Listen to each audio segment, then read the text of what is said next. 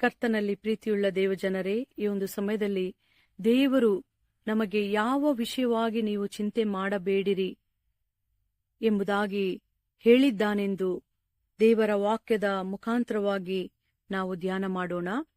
ಮತ್ತಾಯನು ಬರೆದ ಸುವಾರ್ತೆ 6ನೇ ಅಧ್ಯಾಯ 25ನೇ ವಚನದಲ್ಲಿ ನಾವು ನೋಡುವಾಗ ಹೀಗೆ ಬರೆಯಲ್ಪಟ್ಟಿದೆ, ಈ ಕಾರಣದಿಂದ ನಿಮ್ಮ ಜೀವನಕ್ಕೆ ಏನು ಊಟ ಮಾಡಬೇಕು, ಏನು ಕುಡಿಯಬೇಕು, ನಮ್ಮ ದೇಹ ರಕ್ಷಣೆಗಾಗಿ ಏನು ಧರಿಸಿಕೊಳ್ಳಬೇಕು ಎಂದು ಚಿಂತೆ ಮಾಡಬೇಡಿರಿ ಎಂದು ನಿಮಗೆ ಹೇಳುತ್ತೇನೆ. ದೇವರು ನಮಗೆ ಸ್ಪಷ್ಟವಾಗಿ ಹೇಳುವ ವಿಷಯವೇನೆಂದರೆ, ನೀವು ಏನು ಊಟ ಮಾಡಬೇಕು, ಏನು ಧರಿಸಿಕೊಳ್ಳಬೇಕು, ಏನು ಕುಡಿಯಬೇಕು, ಈ ವಿಷಯಗಳಿಗಾಗಿ ಚಿಂತೆ ಮಾಡಬೇಡಿರಿ.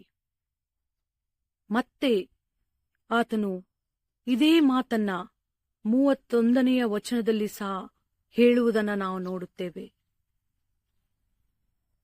ನಾವು ಅನೇಕ ಸಾರಿ ನಮ್ಮ ಪ್ರತಿನಿತ್ಯ ಜೀವನದಲ್ಲಿ ಈ ವಿಷಯವಾಗಿಯೇ ಹೆಚ್ಚು ಚಿಂತಿಸುವುದನ್ನ ನಾವು ಕಾಣುತ್ತೇವೆ. ಪ್ರತಿದಿನ ನಾನು ಏನು ತಿನ್ನಬೇಕು, ಏನು ಧರಿಸಿಕೊಳ್ಳಬೇಕು, ಈ ವಿಷಯವಾಗಿ ನಾವು ಚಿಂತೆಗೆ ಒಳಗಾಗುತ್ತೇವೆ. ದೇವರ ವಾಕ್ಯದಲ್ಲಿ ಸ್ಪಷ್ಟವಾಗಿ ಬರೆಯಲ್ಪಟ್ಟಿದೆ, ಊಟಕ್ಕಿಂತ ಪ್ರಾಣವು, ಉಡುಪಿಗಿಂತ ದೇಹವು ಮೇಲಾದದ್ದಲ್ಲ. ಆ ಮೇಲಾದ ವಿಷಯಗಳಿಗಾಗಿ ನಾವು ಚಿಂತಿಸಬೇಕಾಗಿದೆ. ಪ್ರಿಯರೇ, ನನ್ನ ಪ್ರಾಣವು ಏನನ್ನ ಬಯಸುವಂತದ್ದಾಗಿದೆ, ನನ್ನ ದೇಹವು ದೇವರಿಗೆ ಮೀಸಲಾಗಿದೆಯೋ ಇಲ್ಲವೋ? ಯಾಕಂದರೆ ಕಾಲವು ಕೆಟ್ಟದ್ದಾಗಿದೆ. ನಮ್ಮ ಪ್ರಾಣವನ್ನ, ನಮ್ಮ ದೇಹವನ್ನ ನಾವು ಬಹು ಜಾಗ್ರತೆಯಿಂದ ಕಾಪಾಡಿಕೊಳ್ಳಬೇಕಾಗಿದೆ. ಅವುಗಳ ವಿಷಯವಾಗಿ ನಾವು ಚಿಂತಿಸಬೇಕಾಗಿದೆ. ನನ್ನ ಮನಸ್ಸು ತಪ್ಪು ಆಲೋಚನೆಗಳಲ್ಲಿ ಮುಳುಗಿದೆಯಾ? ನನ್ನ ದೇಹವು ಸರಿಯಾದ ರೀತಿಯಲ್ಲಿ ದೇವರಿಗೆ ಮೀಸಲಾದ ಯಜ್ಞವಾಗಿ ಸಮರ್ಪಕವಾಗಿದೆಯೋ ಇಲ್ಲವೋ?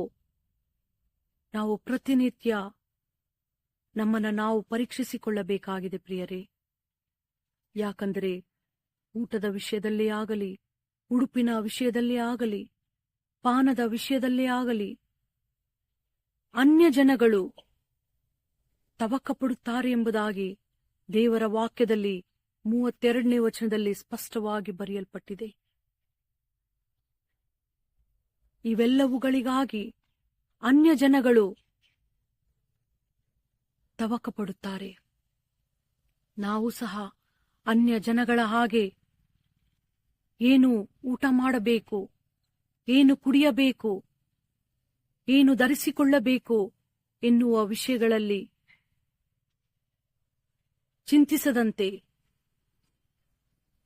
ದೇವರ ರಾಜ್ಯಕ್ಕಾಗಿ, ಆತನ ನೀತಿಗಾಗಿ ತವಕಪಡುವವರಾಗಿ ಆತನ ಮುಂದೆ ಕಾಣಿಸಿಕೊಳ್ಳಿಕ್ಕಾಗುವಂತೆ ನಮ್ಮನ್ನು ನಾವು, ನಮ್ಮ ಪ್ರಾಣ ದೇಹವನ್ನ ದೇವರಿಗೆ ಮೀಸಲಾಗಿಯೂ ಮೆಚ್ಚಿಕೆಯಾಗಿಯೂ ಇರುವಂತ ಸಜೀವ ಯಜ್ಞವಾಗಿ ಸಮರ್ಪಿಸಿಕೊಳ್ಳೋಣ. ಯಾಕಂದರೆ 33ನೇ ವಚನದಲ್ಲಿ ಸುಂದರವಾಗಿ ಬರೆಯಲ್ಪಟ್ಟಿದೆ, ನೀವು ದೇವರ ರಾಜ್ಯಕ್ಕಾಗಿಯೂ ನೀತಿಗಾಗಿಯೂ ಮೊದಲು ತವಕಪಡಿರಿ, ಅವುಗಳ ಕೂಡ ನಿಮಗೆ ಎಲ್ಲವೂ ದೊರಕುವುದು.